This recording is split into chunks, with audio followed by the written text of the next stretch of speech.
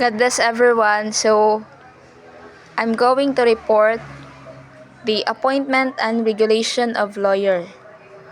So, how to appoint a lawyer? So, the appointment of a lawyer is an important step in enabling the start of proceedings. The appointment of a lawyer must be done in accordance with the laws that regulate lawyers. So, there are two documents that must be signed with your lawyer prior to starting work. First is the letter of engagement or fee agreement. So, an engagement letter is a written agreement that describes the business relationship to be entered into by a client and a company. So, the letter details the scope of the agreement, its terms, and cost. So, for example, pareha na sa atong makita sa TV o kung tigbasahan mo Wattpad na apo na didto. Like before mosulod ang kliyente sa usa ka kompanya o dili pa ka moingon tag business relationship, nadyo na ang letter sa ilang kasabutan, which is didto nagadetalye kung kanus-a mahuman ilang kontrata og mga gasto, and also the purpose of an engagement letter is to set expectations on both sides of the agreement. So the second one is the power of attorney or POA or letter of attorney is a written authorization to represent or act on another's behalf in private affairs, which may be financial or regarding health and welfare, business, or some other legal matter. The person authorizing the other to act is the principal, grantor or donor of the power. The one authorized to act is the agent, the attorney, or in some common law jurisdictions, the attorney in fact. Power of attorney, formerly the term power required to an instrument signed under seal, while a letter was an instrument under hand, so meaning that it was simply signed by the parties. But today, a power of attorney does not need to be signed under seal. Some jurisdictions require that powers of attorney be notarized or witnessed, but others will enforce a power of attorney as long as it is signed by the grantor. And also, the POA is a legal authorization that gives the agent or attorney in fact that authority to act on behalf of an individual, referred to as the principal. So next, let's talk about the background of the creation of Judicial and Bar Council. So the question is, what is Judicial and Bar Council or the JBC? So, the Judicial and Bar Council or JBC is responsible for nominating appointees to the judiciary and the offices of the Ombudsman and his deputies in the Philippines. So, the Constitution mandates that these appointees must be persons of proven competence, integrity, property, and independence. So, ang regular member sa council kay ang president ang mag-appoint or nag-appoint sa term sa 4 ka tuig ug dapat pod naay consent sa Commission on Appointments.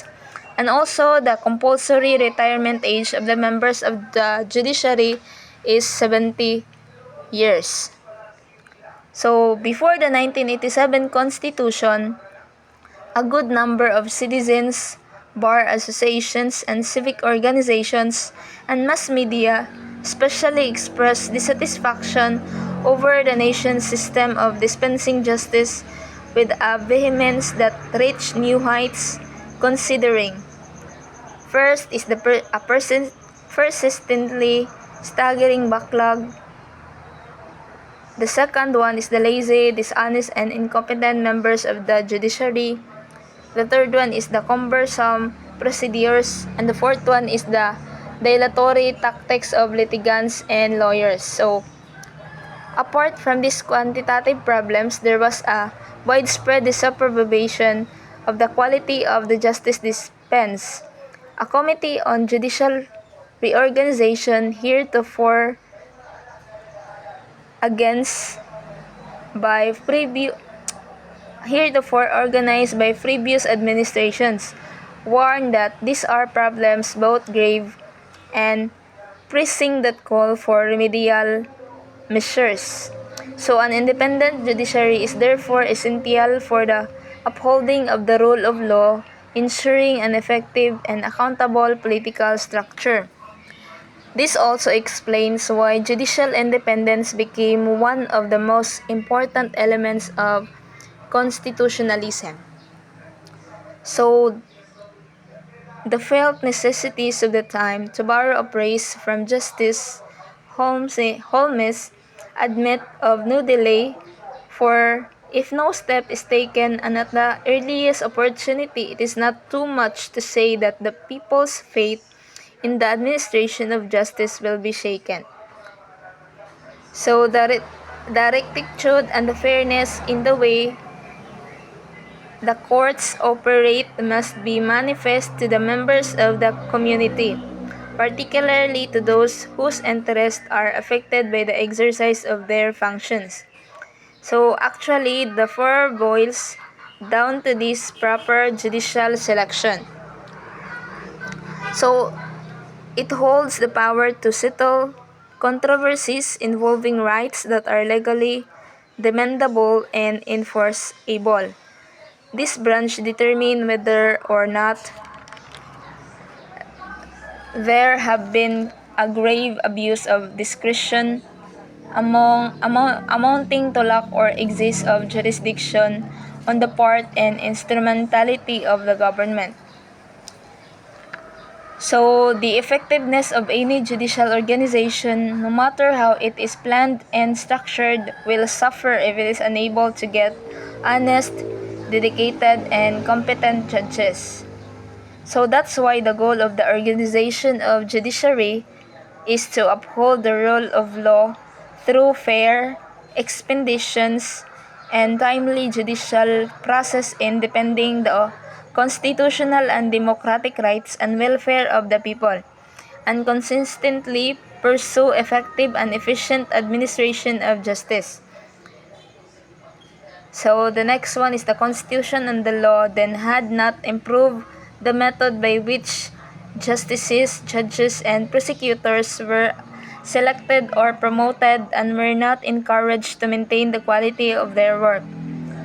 So ang Constitution at batas sa una kay dili sakto ang ilang pamamalakad o pagpatuman sa angay nga buhaton.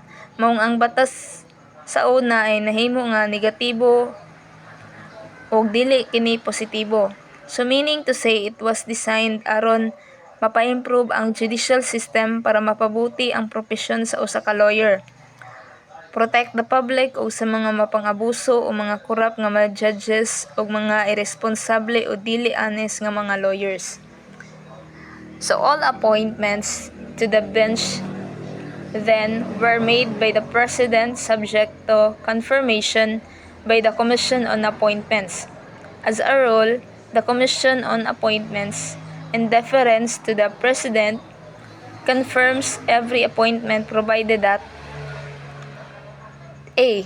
The nominee possesses the qualifications prescribed by law. Prescribed by the law. Letter B. The serious charges are filed impeaching his integrity and C. No member of Congress expresses a strong objection to the appointment. So, tanang appointment is made by the President, pero need Japan og confirmation sa Commission on Appointment. So, mao nang from A, B, and C. The President generally selects the nominees from a list of candidates prepared under the supervision of the Secretary of Justice.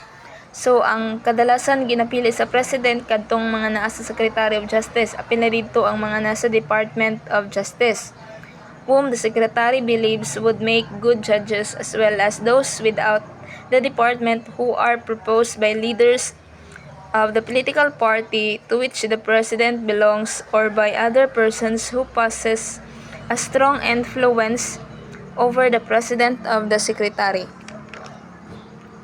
So before inclusion in the list, the candidates undergo such screening as the Secretary may deem necessary.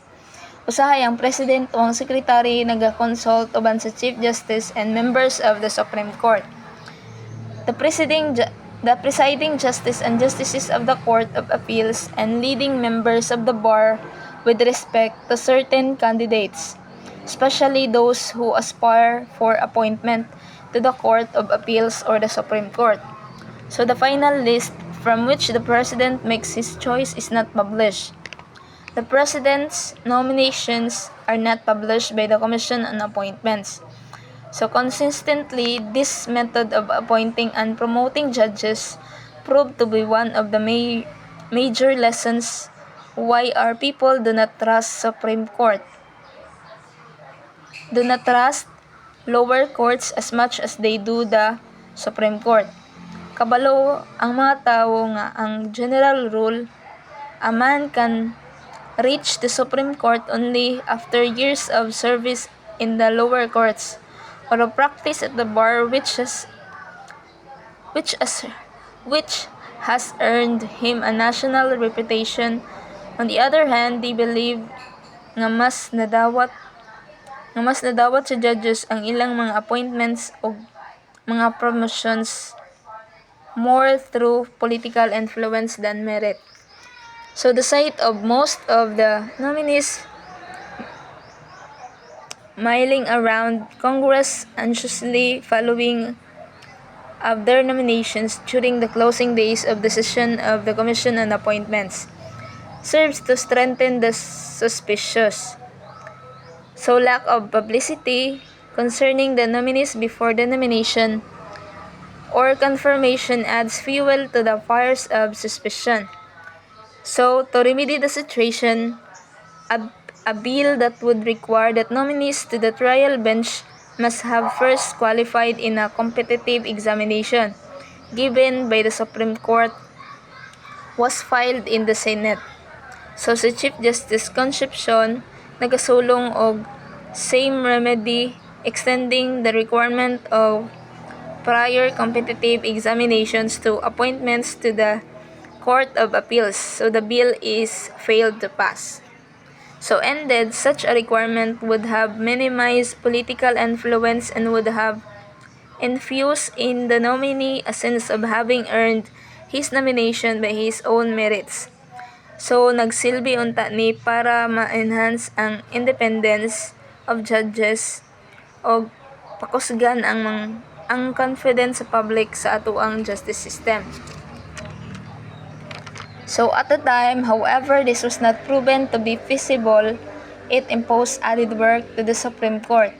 Some lawyers who would make excellent judges would be reluctant to abandon their practice because of financial losses. They would be versed to the taking of an examination as thought they would take the bar a second time. So thus it was thought at the time that a better method would be to limit the President's power about appointment to nominees proposed by a judicial nominating commission composed of judges, lawyers, and laymen. So the commission would be charged with the duty of conducting careful checks into the background of all nominees. So like giving full publicity to the identity of the candidates and seeing out the best available talent to fill the vacancies from the lowest to the highest in the judiciary. So next is the 1987 Philippines Constitution. Reacting to the foregoing concerns, the Constitutional Commission enacted the 1987 Philippine Constitution and provided that from Section 8, Paragraph 1, a Judicial and Bar Council is hereby created under the supervision of the Supreme Court, composed of the Chief Justice as ex officio chairman, the Secretary of Justice and a representative of the Congress as ex officio members, a representative of the Integrated Bar, a professor of law, a retired member of the Supreme Court, and a representative of the private sector. Section 8, Paragraph 2, the regular members of the Council shall be appointed by the President for a term of 4 years, with the consent of the Commission on Appointments. Of the members first appointed, the representative of the Integrated Bar shall serve for 4 years, the profession of law for 3 years, the retired justice for 2 years, and the representative of the private sector for 1 year. So, Section 8, Paragraph 3, the clerk of the Supreme Court shall be the secretary ex officio of the council and shall keep a record of its proceedings. Section 8, Paragraph 4, the regular members of the council shall receive such such elements as may be determined by the Supreme Court. The Supreme Court shall provide in its annual budget the appropriations for the council. And Section 8, Paragraph 5, the council shall have the principal function of recommending appointees to the judiciary. It may exercise such other functions and duties as the Supreme Court may assign to it. And Section 9, the members of the Supreme Court and judges of lower courts shall be appointed by the President from a list of at least 3 nominees prepared by the Judicial and Bar Council. For every vacancy, such appointments need no confirmation. For the lower courts, the President shall issue the appointments within 90 days from the submission of the list. So mo ang mga para sa mga concerns ang Constitutional Commission enacted the 1987 Philippine Constitution. So thus it has been mandated that the Judicial and Bar Council shall have the principal function of nominating appointments to the judiciary. The justices of the Supreme Court, the Court of Appeals, the Sandigan Bayan, and the judges of the lower courts, and the Ombudsman and his deputies shall, in addition to other requirements, be appointed by the President of the Philippines from a list of at least 3 nominees proposed by the Judicial and Bar Council for every vacancy. Rationale for the Judicial and Bar Council. According to CONCOM President Justice Cecilia Muñoz Palma, the JBC was the baby of Chief Justice Roberto Concepcion. The late Chief Justice justified its creation in this matter. The Judicial and Bar Council is no doubt an innovation, but it is an innovation made in response to the public clamor in favor of eliminating politics from the appointment of judges. At present, there will be about 2,200 positions of judges, excluding those of the Supreme Court, to be filled. We feel that neither the President alone nor the Commission on Appointments would have the time and the means necessary to study the background of every one of the candidates for appointment to the various courts in the Philippines, especially considering that we have accepted this morning the amendment to the effect that no person shall be qualified unless he has proven a high sense of morality and probity, according to the Record Volume 2, page 487. So the very rationale of the GBC's creation and existence is itself the main argument for its continued existence, which is the necessary of attaining and preserving the independence of the judiciary. And also excerpts taken from the speech of Honorable Justice Regino C. Hermosissima Jr., JBC regular member, during the JBC Strategic and Operations Planning Workshop on March 10, 2006 at Pan Pacific Hotel, Manila. So, that's the appointment and regulations of lawyer. Thank you and God bless.